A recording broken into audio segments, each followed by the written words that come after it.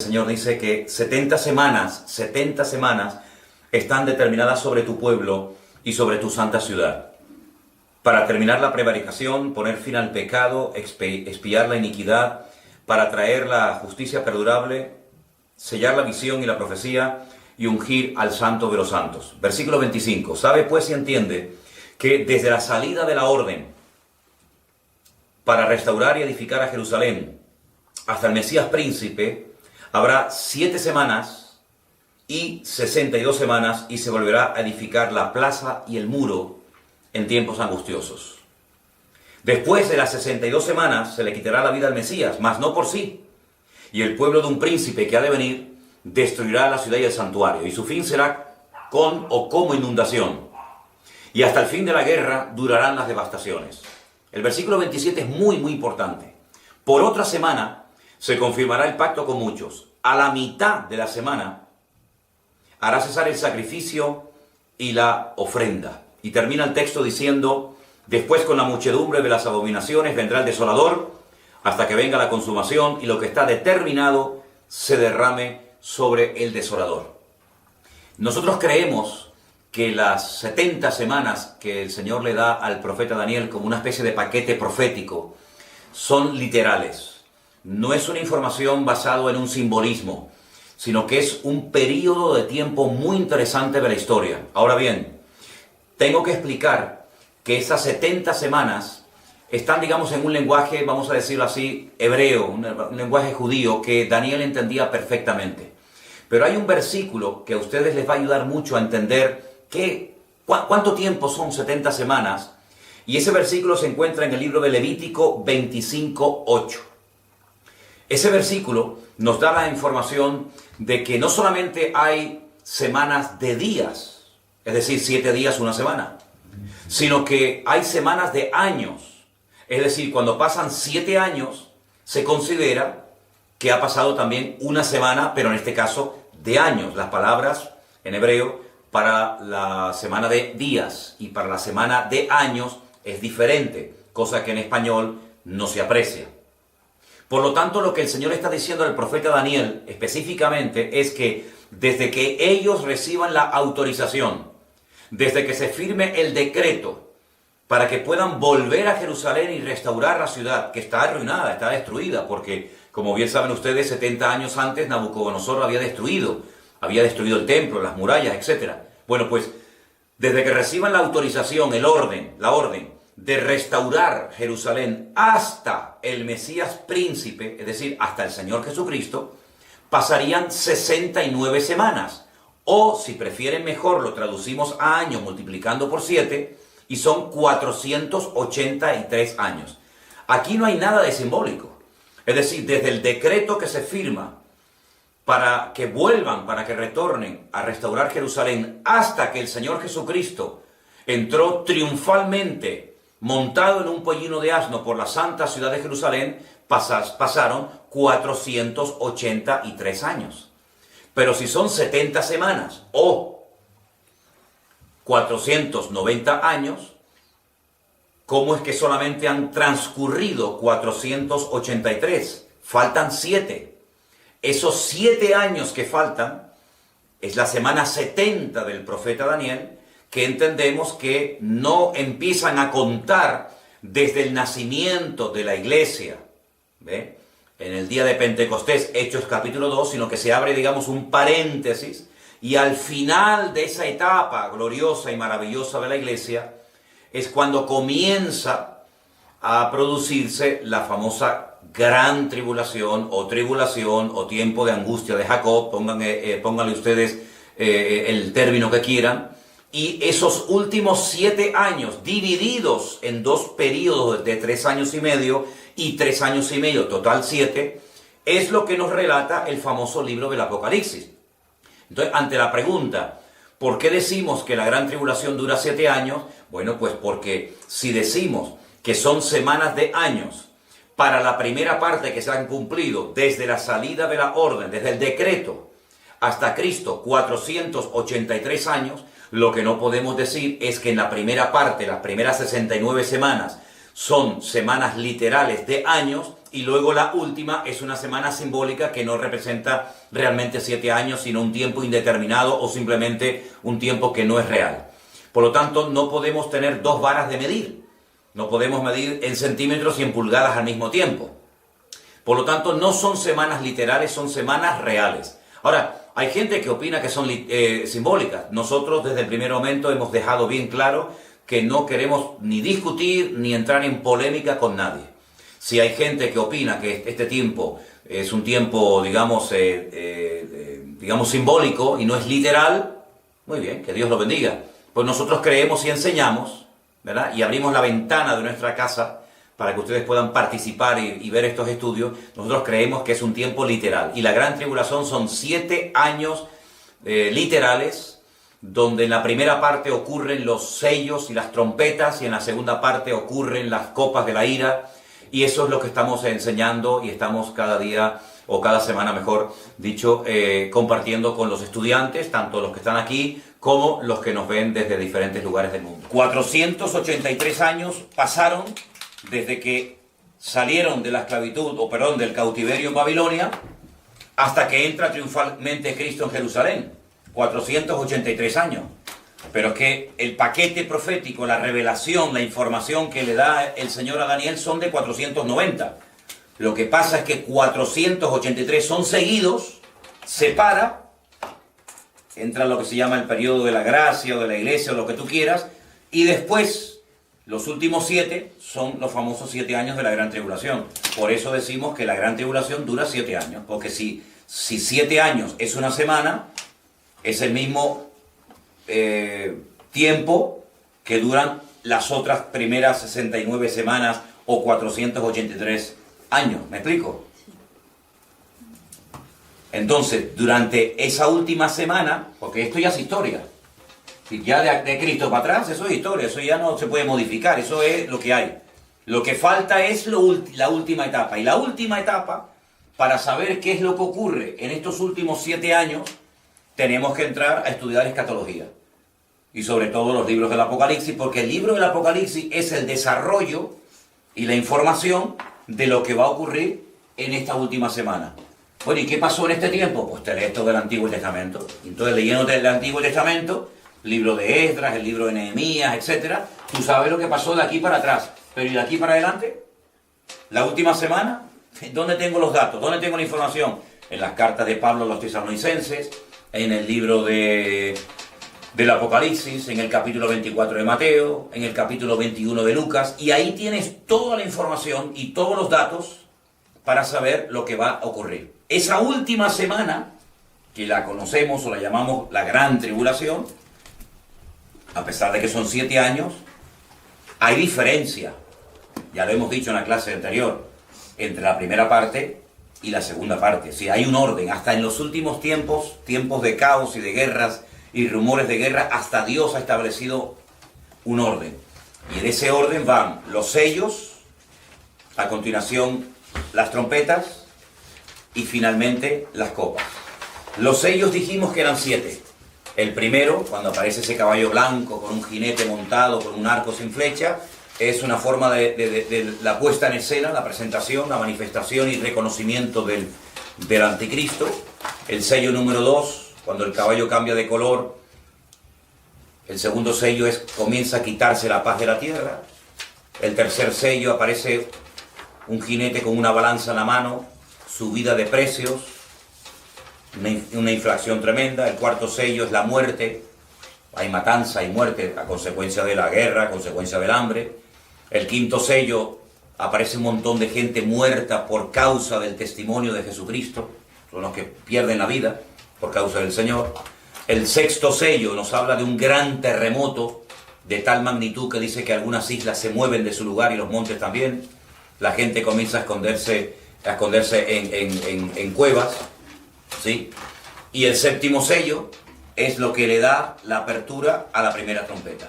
Y así podemos ir viendo sello tras sello, trompeta tras trompeta, copa tras copa, el desarrollo profético de todos los acontecimientos finales. Ahora, lo que sí tienen que entender ustedes bien es esto que yo les acabo de explicar así rápidamente, para que ustedes puedan, en cualquier momento que alguien les pregunte ¿por qué la gran tribulación dura 7 años? ¿En qué se basan ustedes? Bueno, es que esto no nació hoy. Esto tiene un trasfondo, esto tiene una historia.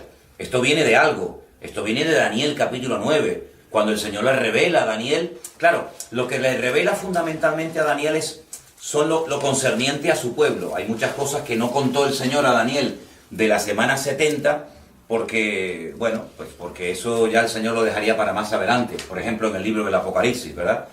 Pero lo que ellos necesitaban saber es cuándo iban a salir, cómo iban a salir, cuánta gente iba a salir, cómo iban a poder restaurar la ciudad, porque era lo que a ellos les interesaba, era lo que a ellos fundamentalmente les interesaba, porque era lo que ellos, muchos de ellos, iban a vivir.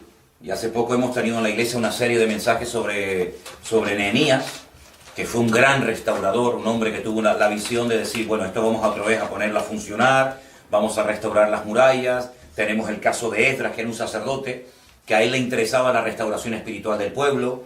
Tenemos el gobernante de la ciudad de Jerusalén, que era un tal Zorobabel, que era el gobernador. Entonces vemos muchos detalles que ocurran en ese periodo. Pero claro, es que ya eso es historia. Que está bien conocer la historia. Pero nosotros ya esa historia no la vivimos.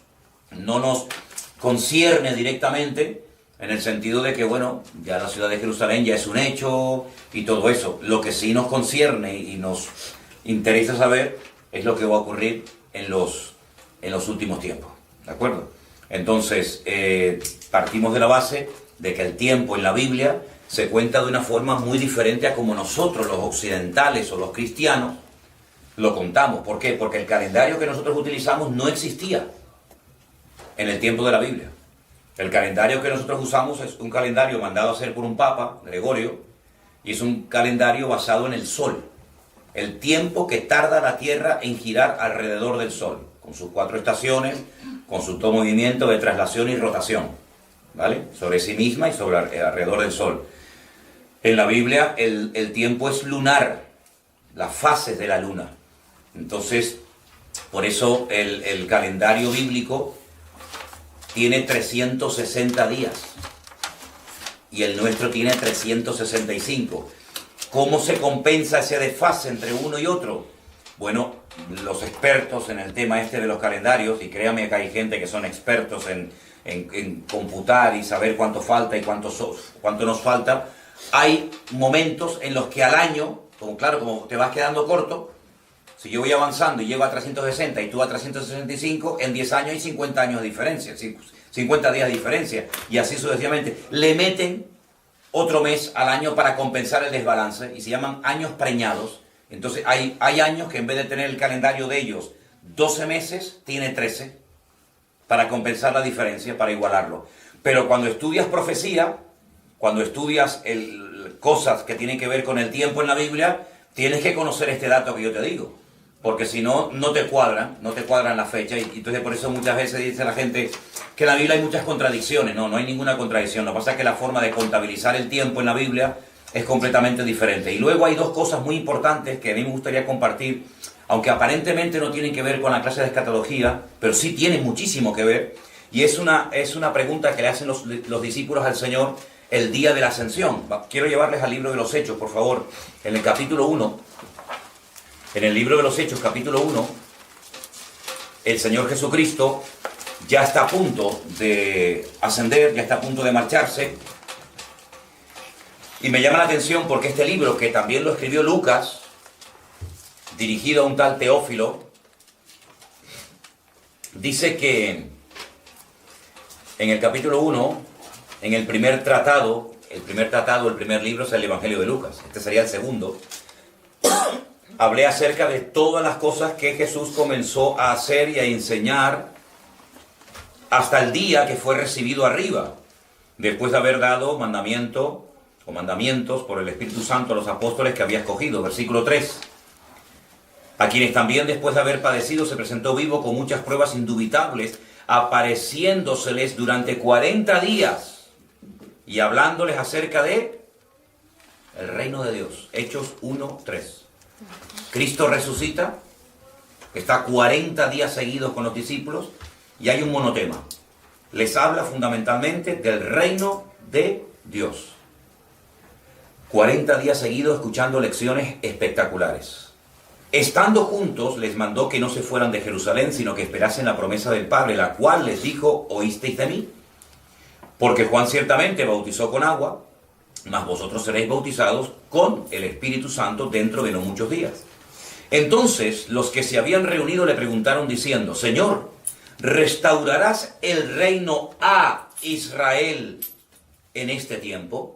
Y el Señor les contesta: no os toca a vosotros saber los tiempos o las ocasiones, aquí sazones, que el Padre puso en su sola potestad. Ahora, ¿saben ustedes que el idioma en el que se escribió el Nuevo Testamento es el griego? Idioma también tremendamente rico, con una riqueza espectacular. Y en griego hay a veces diferentes términos o palabras para referirse a un concepto. Por ejemplo, tenemos 3 palabras para la palabra amor. Pero claro, amor es algo muy genérico, depende a qué tipo de amor te estés refiriendo, usas una u otra palabra. Y hay 2 palabras que quiero que la apunten, las 2 empiezan con la letra K de kilo.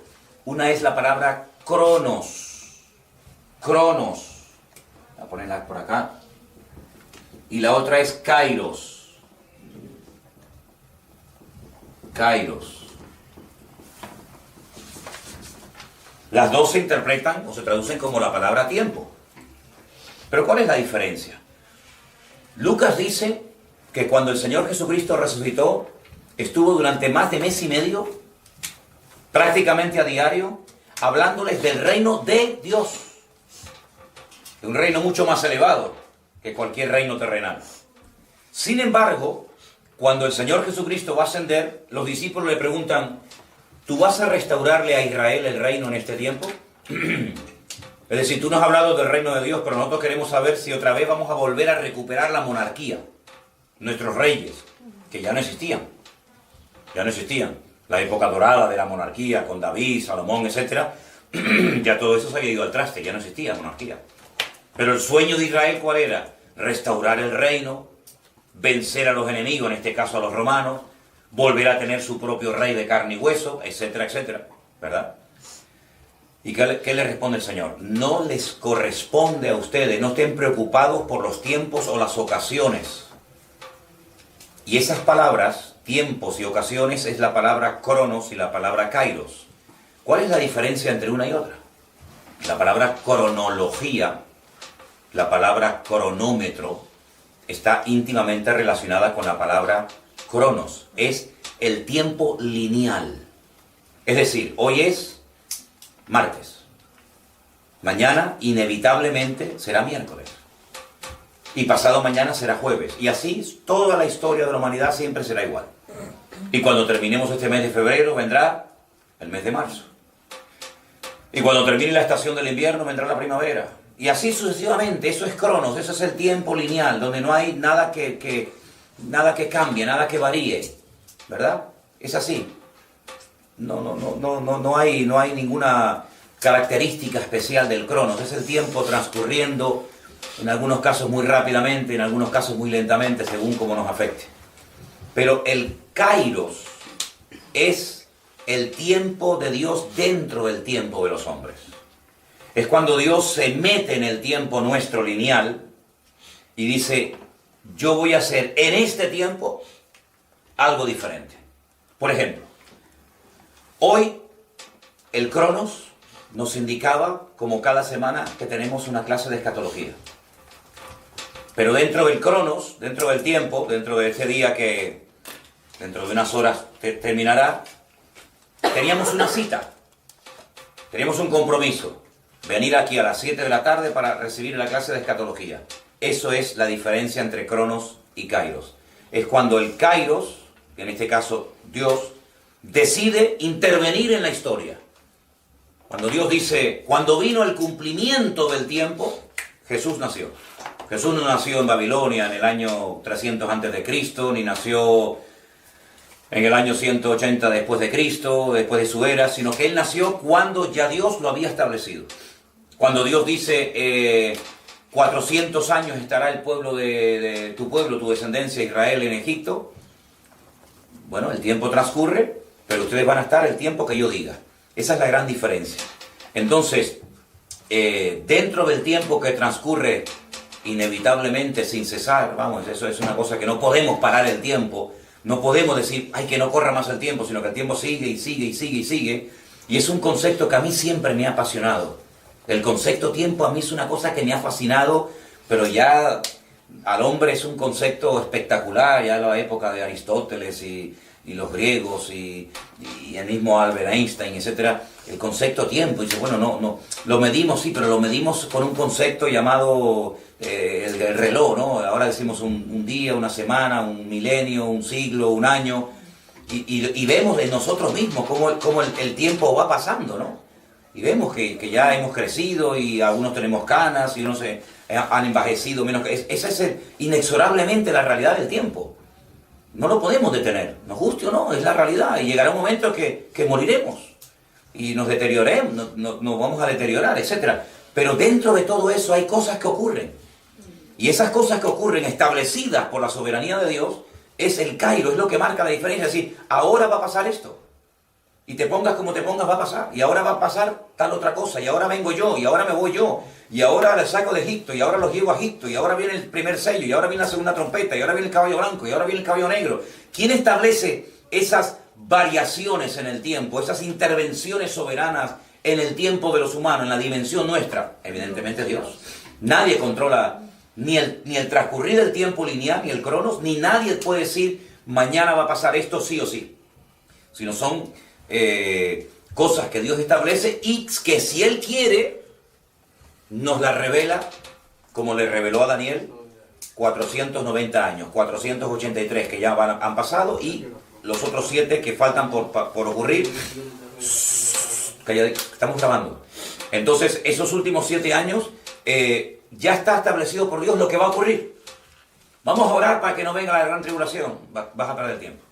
Vamos a orar para que no se manifieste el anticristo. No pierdas el tiempo. Sí, dedícate a lo que tienes que dedicar y no a tonterías. Porque Dios ha establecido que en momentos puntuales de la historia van a ocurrir cosas sí o sí.